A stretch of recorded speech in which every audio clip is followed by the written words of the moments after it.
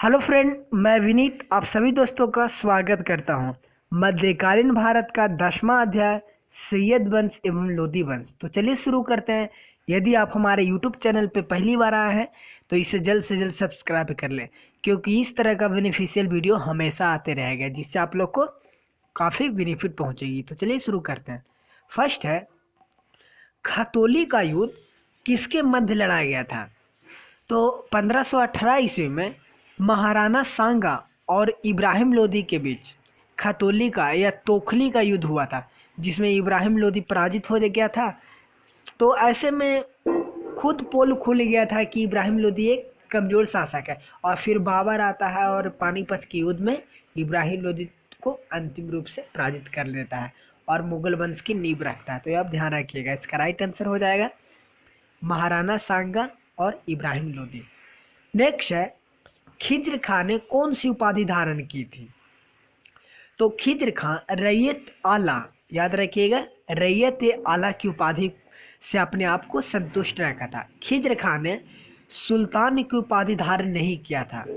खिज्र खां सैयद वंश का संस्थापक था, तो ये आप ध्यान रखिएगा। नेक्स्ट है, लोदी वंश का महान शासक कौन था? तो सिकंदर लोदी लोदी वंश का सबसे प्रमुख शासक एवं पूरी सल्तनत काल का अंतिम सबसे मजबूत शासक था। तो इसे आप ध्यान रखिएगा, इसका राइट आंसर ए हो जाएगा, सिकंदर लोदी। नेक्स्ट है, सिकंदर लोदी ने गुलरुखी उपनाम से कविताएं किस भाषा में लिखता था? तो सिकंदर लोदी एक शिक्षित तथा विद्वान था। उसने गुलरुखी उपनाम से जो है वो फारसी भाषा में कविताएं लिखता था। इसका राइट आंसर बी हो जाएगा, फारसी भाषा। नेक्स्ट है, सिकंदर लोदी ने आगरा शहर को कब बसाया था? तो 1504 ईस्वी में सिकंदर लोदी ने आगरा शहर की स्थापना किया था, तथा बाद में 2 साल बाद 1506 ईस्वी में उसने आगरा को अपनी राजधानी बनाया था, और इसी ने सबसे पहले आगरा को अपनी राजधानी बनाया था। तो ये 1504 की बात है। नेक्स्ट है, निम्नलिखित सल्तनत शासकों में कौन अफगान मूल के थे? तो ध्यान रखिएगा, 1451 ईस्वी में बहलोल लोदी ने लोदी वंश के उपनाम से लोदी वंश के नाम से प्रथम अफगान राज्य की स्थापना किया था। ये सल्तनत काल का प्रथम अफगान शासक था। तो आप ध्यान रखिएगा, इसका राइट आंसर हो जाएगा लोदी। नेक्स्ट है, निम्नलिखित में से कौन सा कथन है वो सही नहीं है? सही नहीं है, ध्यान रखिएगा। लोदी, इसमें सबसे पहले बहलोल लोदी आए थे, इसके बाद सिकंदर लोदी, इसके बाद इब्राहिम लोदी, ये तो बिल्कुल सही है। नेक्स्ट है, सिकंदर लोदी ने मुस्लिम महिलाओं को पीरों एवं संतों की मज़ारों पर जाने से रोक दिया था, ये भी बिल्कुल सही है। नेक्स्ट है कि सिकंदर लोदी ने सिकंदर ए सानी की उपाधि धारण किया था। और लास्ट है कि इब्राहिम लोदी ने बाबर को भारत में जो है आक्रमण करने के लिए बुलाया था। देखिए, इसका राइट आंसर हो जाएगा, वो सही नहीं है, सी और डी गलत हो जाएगा, क्योंकि अब क्योंकि इब्राहिम लोदी ने बाबर को भारत पर आक्रमण करने के लिए नहीं बुलाया था, खुद थोड़े ही बुलाएगा। इब्राहिम लोदी के चाचा आलम खां और पंजाब के शासक दौलत खान लोदी ने बुलाया था। तो ये आप ध्यान रखिएगा, इसका राइट आंसर सी और डी दोनों हो जाएगा। आप लोग कमेंट करके बताइएगा कि सिकंदर ए सानी की उपाधि किसने धारण किया था। चलिए नेक्स्ट है कि खिज्र खां को मंगोल आक्रमणकारी तैमूर ने कहाँ का गवर्नर नियुक्त किया था? तो खिज्र खां को जो तैमूर है उसने सिर्फ लाहौर और मुल्तान का ही नहीं, जो दिल्ली है यानी दीपालपुर का क्षेत्र है उसका भी सूबेदार या गवर्नर बनाया था। तो इसका राइट आंसर हो जाएगा ए बी सी तीनों। नेक्स्ट है, प्रसिद्ध लेखक याहिया बिन सरहिंदी किस दिल्ली सल्तनत के शासक के दरबार में रहते थे? तो सैयद वंश के शासकों में मुबारक शाह एक योग्यतम शासक था। इसके शासनकाल के विषय की विस्तृत जानकारी अहमद सरहिंदी की पुस्तक तारीख जो मुबारक शाही है उससे मिलती है। मुबारक शाह के दरबार में ये इतिहासकार रहता था। इसका राइट आंसर हो जाएगा मुबारक शाह।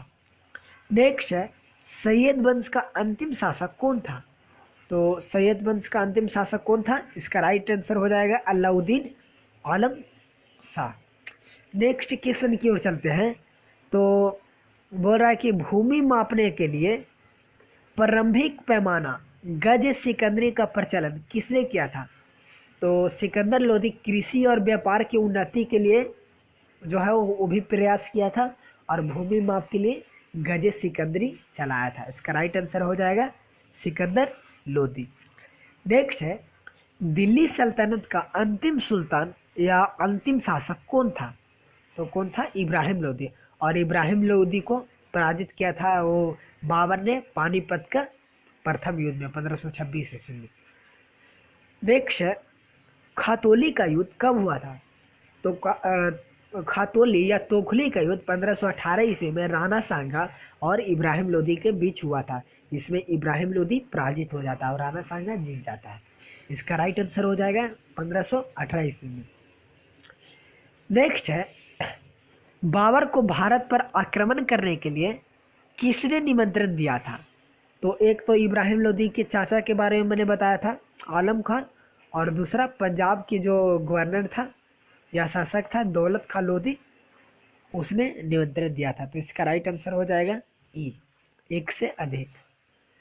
नेक्स्ट है, सैयद वंश के किस शासक ने मुबारकाबाद शहर या मुबारकाबाद नगर की स्थापना किया था? तो मुबारकाबाद शहर की स्थापना मुबारक शाह के द्वारा किया गया था। इसका राइट आंसर हो जाएगा सी, मुबारक शाह। नेक्स्ट है, दिल्ली सल्तनत के किस शासक ने आयुर्वेदिक ग्रंथ का फारसी भाषा में अनुवाद करवाया था? तो किसने करवाया था? सिकंदर लोदी। मैंने बताया था कि सिकंदर लोदी खुद एक उच्च कोटि का विद्वान था, पढ़ा लिखा, और गुलरुखी नाम से कविताएं भी लिखता था फारसी भाषा में, मैंने ये भी बताया। नेक्स्ट है, सिकंदर लोदी द्वारा बंगाल पर आक्रमण करने जो 1495-96 हुआ था, उस समय वहाँ के शासक कौन था? तो कौन था? इब्राहिम सक्की। इसका राइट आंसर हो जाएगा हुसैन शाह सक्की। इसका राइट आंसर बी हो जाएगा। नेक्स्ट है, किस सुल्तान के बारे में कहा जाता है कि एक सैनिक की भांति लड़ा और युद्ध स्थल में मारा गया? तो इसका राइट आंसर हो जाएगा इब्राहिम लोदी। सल्तनत काल के सभी शासकों में युद्ध भूमि में मरने वाला प्रथम सुल्तान इब्राहिम लोदी था। इसका राइट आंसर इब्राहिम लोदी हो जाएगा। नेक्स्ट है, सैयद वंश का संस्थापक कौन था? तो कौन था? सैयद वंश का खिज्र खां। 1414 ईस्वी में इसका स्थापना हुआ था। नेक्स्ट है, पानीपत का प्रथम युद्ध इब्राहिम लोदी एवं बाबर के बीच कब हुआ था? तो पानीपत का प्रथम युद्ध इब्राहिम लोदी और बाबर के बीच 21 अप्रैल 1526 ईस्वी को हुआ था। इसमें इब्राहिम लोदी पराजित हो जाता है और बाबर जीत जाता है और फिर इसके बाद मुगल वंश की नींव रखी जाती है। तो आज का 20 क्वेश्चन पूरा हो गया। आई होप आप लोग के सीरीज काफ़ी पसंद आया हो। आपको वीडियो अच्छी लगी है, मेहनत अच्छी लगी है, तो प्लीज़ जल्दी से इस वीडियो को लाइक कीजिए, दोस्तों के पास शेयर कीजिए और इस चैनल को जरूर सब्सक्राइब कीजिए। चलिए नेक्स्ट वीडियो में मिलते हैं। Thank you.